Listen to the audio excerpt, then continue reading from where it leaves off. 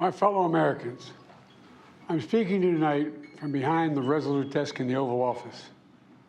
In this sacred space, I'm surrounded by portraits of extraordinary American presidents. Thomas Jefferson wrote the immortal words that guide this nation. George Washington, who showed us presidents are not kings. Abraham Lincoln, who implored us to reject malice. Franklin Roosevelt, who inspired us to reject fear. I revere this office, but I love my country more. It's been the honor of my life to serve as your president. But in the defense of democracy, which is at stake, I think it's more important than any title. I draw strength and I find joy in working for the American people. But this sacred task of perfecting our union is not about me. It's about you, your families, your futures. It's about we, the people. We can never forget that. And I never have. I've made it clear that I believe America is at an inflection point. One of those rare moments in history when the decisions we make now will determine our fate of our nation and the world for decades to come. America's going to have to choose between moving forward or backward, between hope and hate, between unity and division. We have to decide, do we still believe in honesty, decency, respect, freedom, justice, and democracy?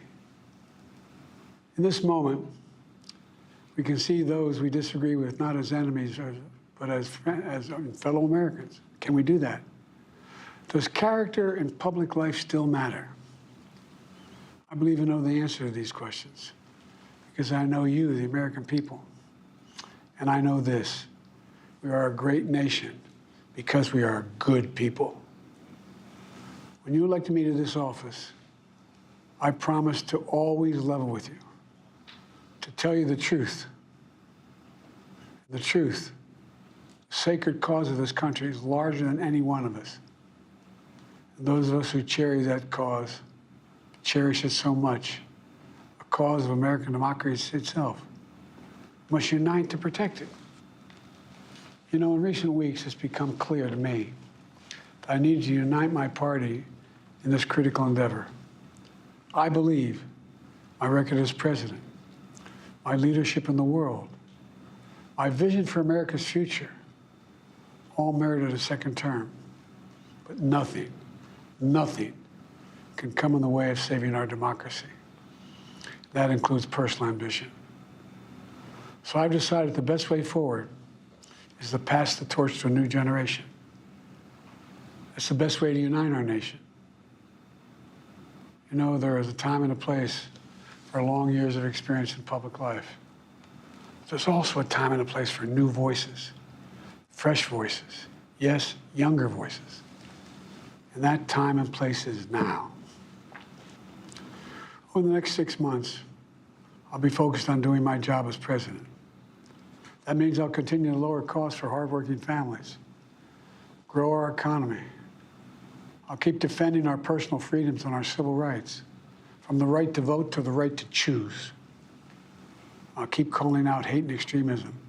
Make it clear there is no place in America for political violence or any violence ever, period. I'm going to keep speaking out to protect our kids from gun violence, our planet from climate crisis that is the existential threat. And I will keep fighting for my cancer moonshot so we can end cancer as we know it, because we can do it. I'm going to call for Supreme Court reform because this is critical to our democracy, Supreme Court reform. You know, I will keep working to ensure America remains strong and secure and the leader of the free world. I'm the first president in this century to report to the American people that the United States is not at war anywhere in the world. We'll keep rallying a coalition of proud nations to stop Putin from taking over Ukraine and doing more damage. We'll keep NATO stronger, and I'll make it more powerful and more united than any time in all of our history. I'll keep doing the same for our allies in the Pacific. You know, when I came to office, the conventional wisdom was that China would inevitably surpass the United States. That's not the case anymore. And I'm going to keep working to end the war in Gaza, bring home all the hostages, and bring peace and security to the Middle East and end this war. We're also working around the clock to bring home Americans being unjustly detained all around the world. You know, we've come so far since my inauguration. On that day, I told you, as I stood in that winter, we stood in a winter of peril and a winter of possibilities. Peril and possibilities. We were in the grip of the worst pandemic in the century, the worst economic crisis since the Great Depression, the worst attack on our democracy since the Civil War. We came together as Americans. We got through it. We emerged stronger, more prosperous, and more secure. Today, we have the strongest economy in the world, creating nearly 16 million new jobs, a record. Wages are up. Inflation continues to come down. The racial wealth gap is the lowest it's been in 20 years. We're literally rebuilding our entire nation, urban, suburban, rural, and tribal communities. Manufacturing has come back to America. We're leading the world again in chips and science and innovation. We finally beat Big Pharma after all these years to lower the cost of prescription drugs for seniors. And I'm going to keep fighting to make sure we lower the cost for everyone, not just seniors. More people have health care today in America than ever before. And I signed one of the most significant laws helping millions of veterans and their families who are exposed to toxic materials. You know, most significant climate law ever in the history of the world. The first major gun safety law in 30 years.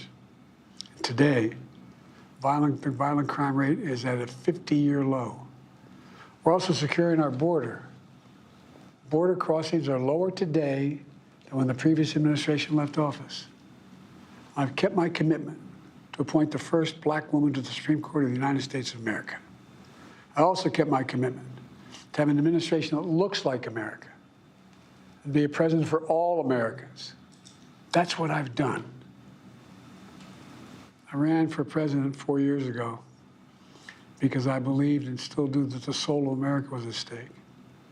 The very nature of who we are was at stake. And that's still the case. America's an idea. An idea stronger than any army, bigger than any ocean, more powerful than any dictator or tyrant. It's the most powerful idea in the history of the world. That idea is that we hold these truths to be self-evident. We're all created equal, endowed by our Creator with certain inalienable rights: life, liberty, pursuit of happiness. We've never fully lived up to it, to this sacred idea, but we've never walked away from it either. And I do not believe the American people will walk away from it now. In just a few months, the American people will choose the course of America's future. I made my choice. I've made my views known. I would like to thank our great Vice President Kamala Harris. She's experienced, she's tough, she's capable. She's been an incredible partner to me and a leader for our country. Now the choice is up to you, the American people.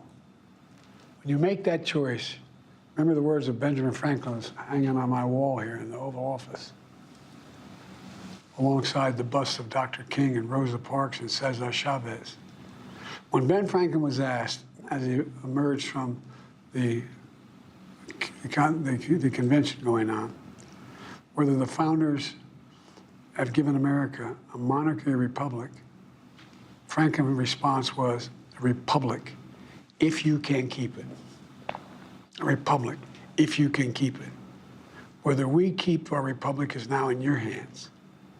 My fellow Americans, it's been the privilege of my life to serve this nation for over 50 years. Nowhere else on earth could a kid with a stutter, from modest beginnings in Scranton, Pennsylvania, and Claymont, Delaware, one day sit behind the resolute desk in the Oval Office as President of the United States. But here I am. That's what's so special about America. We're a nation of promise and possibilities, of dreamers and doers, of ordinary Americans doing extraordinary things. I've given my heart and my soul to our nation, like so many others. I've been blessed a million times in return with the love and support of the American people. I hope you have some idea how grateful I am to all of you. The great thing about America is here, kings and dictators do not rule, the people do. History is in your hands. The power is in your hands. The idea of America lies in your hands. You just have to keep faith, keep the faith, and remember who we are. We're the United States of America, and there's simply nothing beyond our capacity when we do it together. So let's act together, preserve our democracy. God bless you all, and may God protect our troops.